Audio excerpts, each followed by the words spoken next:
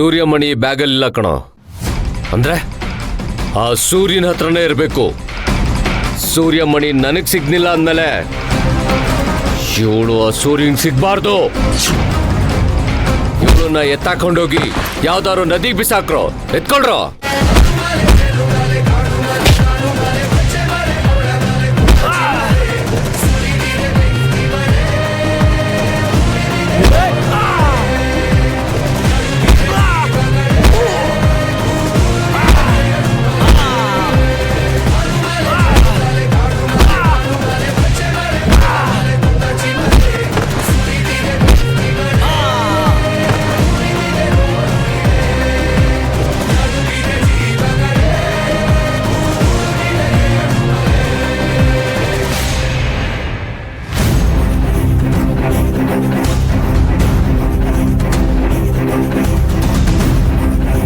ಸುರಭಿ, ಸುರಭಿ,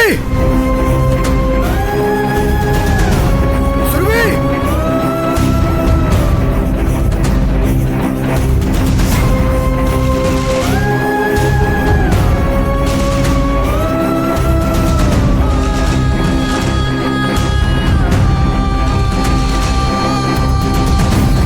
ಸುರಭಿ, ಸುರಭಿ,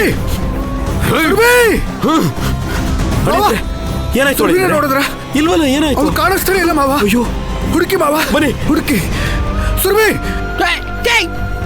ಗೋಪಾಲ, ಸುರಭಿನ ನೋಡ್ದ? ಯಾಕೆ ಚಿಕ್ಕ ಯಜಮಾನ್ರಿ? ಅವ್ನು ಕಾಣಿಸ್ತಾ ಇಲ್ಲ. ಹುಡುಕು, ಹುಡುಕು. ಸುರಭಿ ಸರ್, ಸುರಭಿನ ಹುಡುಕಿ. ಸುರಭಿ, ಸುರಭಿ, ಸುರಭಿ.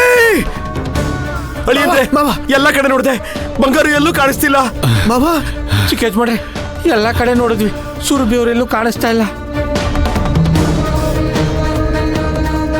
ಸೂರ್ಯ, ಮಹರ್ಷಿಗಳೇ, ನಾನು ನಿಮಗೆ ಮೊದಲೇ ಹೇಳಿದ್ದೆ ಈ ಕಾಳಿ ಬೆಟ್ಟಕ್ಕೆ ಯಾವುದೇ ಹೆಣ್ಣಿನ ಪ್ರವೇಶ ಆಗ್ಬಾರ್ದು ಅಂತ.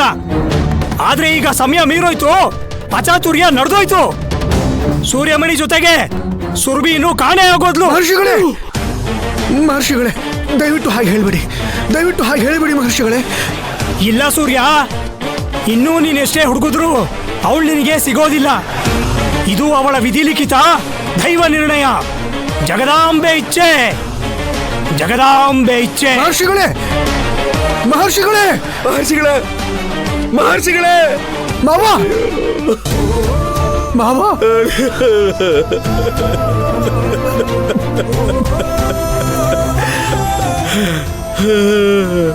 ತಾಯಿ, ತಾಯಿ, ತಾಯಿ.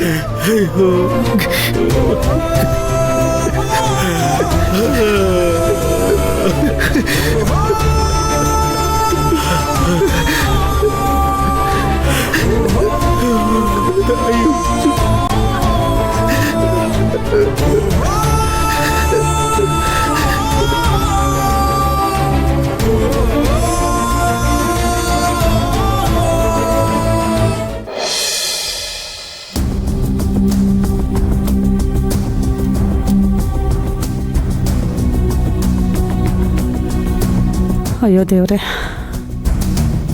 ಅತ್ತೆ, ಯಾಕಿಷ್ಟು ಟೆನ್ಷನಲ್ಲಿ ಓಡಾಡ್ತಿದ್ದೀರಾ? ಊಟನೂ ಸರಿಯಾಗಿ ಮಾಡಿಲ್ಲ. ಯಾರ್ದಾದ್ರೂ ಫೋನ್ ಬಂದಿತ್ತಾ? ಇಲ್ಲ ಕಣೆ ಪದ್ದು, ಇವರೆಲ್ಲ ಸೂರ್ಯಮಣಿ ಹುಡ್ಕೊಂಡು ಹೋಗಿದಾರಲ್ಲ, ಅದೇ ಟೆನ್ಷನ್ ನನಗೆ. ಅಲ್ಲಿ ಯಾರ್ದು ಫೋನು ಸಿಕ್ತಿಲ್ಲ.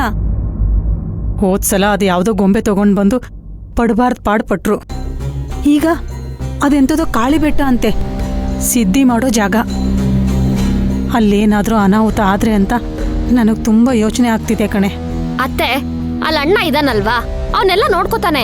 ನೀವ್ ಯಾಕೆ ಯೋಚನೆ ಮಾಡ್ತೀರಾ?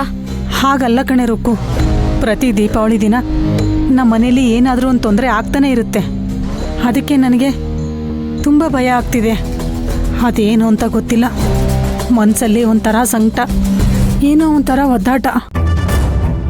ನಮ್ಮ ಹತ್ತಿರದವರಿಗೆ ಏನಾದರೂ ತೊಂದರೆ ಆದರೆ ಈ ಥರ ಎಲ್ಲ ಆಗುತ್ತೆ ಅಂತ ಅಮ್ಮ ಹೇಳ್ತಿದ್ರು. ಅತ್ತೆ, ಯಾವಾಗ್ಲೂ ಪಾಸಿಟಿವ್ ಆಗಿ ಯೋಚನೆ ಮಾಡ್ಬೇಕಂತೆ. ನೀವಿಲ್ ಟೆನ್ಷನ್ ತಗೊಳ್ಳೋ ಬದಲು ಸ್ವಲ್ಪ ಹೊತ್ತು ಆರಾಮಾಗಿ ತೋಟಕ್ಕೆ ಹೋಗಿ ಬನ್ನಿ.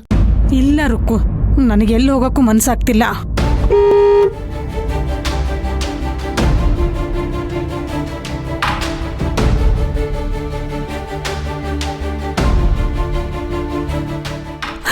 ಅವರೆಲ್ಲ ಬಂದ್ರು ಅನ್ಸುತ್ತೆ. ಅಪ್ಪ ದೇವ್ರೆ, ನನಗೀಗ ಸಮಾಧಾನ ಆಯ್ತು. ದೇವ್ರೆ,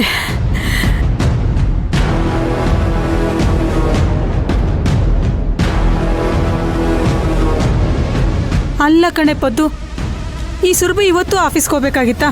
ಫೋನ್ಗೂ ಸಿಗ್ತಿಲ್ಲ ನೋಡು. ಒಂದು ಫೋನ್ ಮಾಡಿ ವಿಚಾರಿಸು ಅವಳು ಎಲ್ಲಿದ್ದಾಳೆ ಅಂತ. ಅತ್ತೆ, ನೀವು ಹೇಳೋಕ್ಕೂ ಮುಂಚೆನೆ ನಾನು ಅವಳಿಗೆ ಫೋನ್ ಮಾಡ್ತಾ ಇದ್ದೀನಿ. ಅಲ್ಲಿ ನೆಟ್ವರ್ಕ್ ಇಲ್ಲ ಅನ್ಸುತ್ತೆ, ರೀಚ್ ಆಗ್ತಿಲ್ಲ. ಬರ್ತಾಳೆ ಬಿಡಿ, ಟೆನ್ಷನ್ ಮಾಡ್ಕೋಬಿಡಿ. ಇವಳು ಯಾವಾಗಲೂ ಹೀಗೆ ಕಣೆ, ಮನೆಯವ್ರಿಗಿಂತ ಊರ್ ಚಿಂತೆನೇ ತಲೆ ಹಚ್ಕೊಂಡಿರ್ತಾಳೆ. ಒಂದಿನ ಆದರೂ ನನ್ನ ಮಾತು ಕೇಳಿದಾಳ ಅವಳು? ಏನಾದರೂ ಹೇಳಿದ್ರೆ ಕೋಪ ಮಾಡ್ಕೋತಾಳೆ. ಹೀಗೆ ಹಾಗೆ ಬರ್ತೀನಿ ಅಂತ ಹೇಳಿದ್ಲು, ಇನ್ನೂ ಪತ್ತೆ ಇಲ್ಲ ನೋಡು. ಕಮಲಮ್ಮಂಗೆ ಹೇಳಿದ್ರೆ ಅವರೇ ಎಲ್ಲ ನೋಡ್ಕೊಳ್ತಿದ್ರು. ಇವಳು ಯಾಕೆ ಸುಮ್ಮನೆ ಅಲ್ಲಿಗೆ ಹೋಗ್ಬೇಕಿತ್ತು? ಇಂಥ ಸಮಯದಲ್ಲಿ ಅಣ್ಣ ಸುರ್ಬಿನ ಹುಡುಕ್ತಿರ್ತಾನೆ ಅಂತ ಅವಳಿಗೂ ಚೆನ್ನಾಗ್ ಗೊತ್ತು. ಆದ್ರೂ ಹೋಗಿದ್ದಾಳೆ ನೋಡೆ. ಇದನ್ನ ಈಗಲ್ಲ, ಬೆಳಗ್ಗೆ ಅವಳು ಹೊರಟ್ಲಲ್ಲ ಆಗ್ಲೇ ಹೇಳ್ಬೇಕಾಗಿತ್ತು.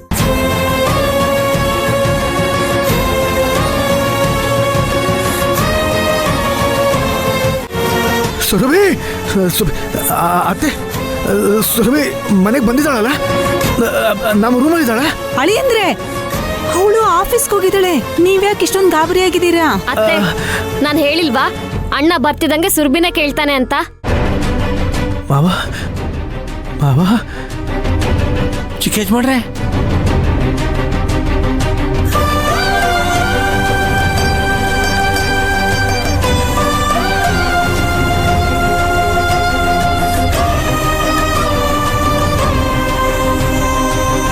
ಮಾವ, ಇನ್ನು ಅಲ್ಲೇ ಹುಡುಕ್ಬೇಕಾಗಿತ್ತು.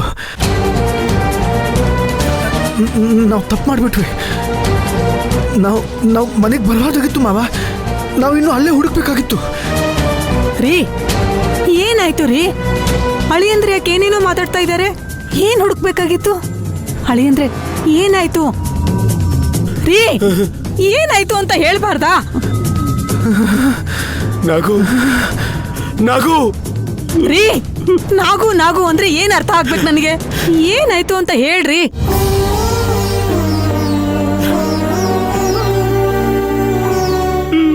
ಅಣ್ಣ, ಯಾಕೆ ಅಳ್ತಿದ್ಯಾ? ಏನಾಯ್ತು? ಯಾಕೆ ಯಾರು ಏನು ಹೇಳ್ತಿಲ್ಲ? ಏ ಗೋಪಾಲ, ನೀನಾದ್ರೂ ಹೇಳೋ. ಯಾಕೋ ಯಾರು ಏನು ಮಾತಾಡ್ತಿಲ್ಲ? ಏನಾಯ್ತು ಅಂತ ಹೇಳೋ. ಗೋಪಾಲ, ನೀವು ಹೋಗಿರೋದು ಸೂರ್ಯಮಣಿ ಹುಡ್ಕಕ್ಕಲ್ವಾ? ಸೂರ್ಯಮಣಿ ಸಿಗ್ಲಿಲ್ವಾ? ಅಲ್ಲೇನಾದ್ರೂ ಅನಾಹುತ ಆಯ್ತಾ? ಮಾತಾಡು ಗೋಪಾಲ. ಅಲ್ಲಿ ಯಾರಿಗೂ ಏನು ತೊಂದರೆ ಆಗಿಲ್ಲ ಅಲ್ವಾ? ಯಾಕೆ ಯಾರು ಏನು ಮಾತಾಡ್ತಿಲ್ಲ? ಮಾತಾಡು. ಅದು ಸುರಭಿ ಅವರು. ಏನು ಸುರಭಿನಾ? ಏಯ್ ಮನುಗುಳಿ, ನಾನ್ ಮಾತಾಡ್ತಾ ಇರೋದು ಸೂರ್ಯಮಣಿ ಬಗ್ಗೆ. ಸುರಭಿ ಅಂತ ಇದೆಯಲ್ಲೋ? ಅಳಿಯಂದ್ರೆ ಗೋಪಾಲ ಏನೇನೋ ಮಾತಾಡ್ತಿದ್ದಾನೆ. ಏನಾಯ್ತು ಅಂತ ಹೇಳಿ ಅಳಿಯಂದ್ರೆ. ನಾಗು, ನಾಗು, ನಮ್ ಸುರಭಿ. ರೀ, ನೀವು ಸುರಭಿ ಅಂತ ಇದ್ದೀರಲ್ಲ. ನೀವು ಹೋಗಿರೋದು ಕಾಳಿ ಬೆಟ್ಟಕ್ಕೆ.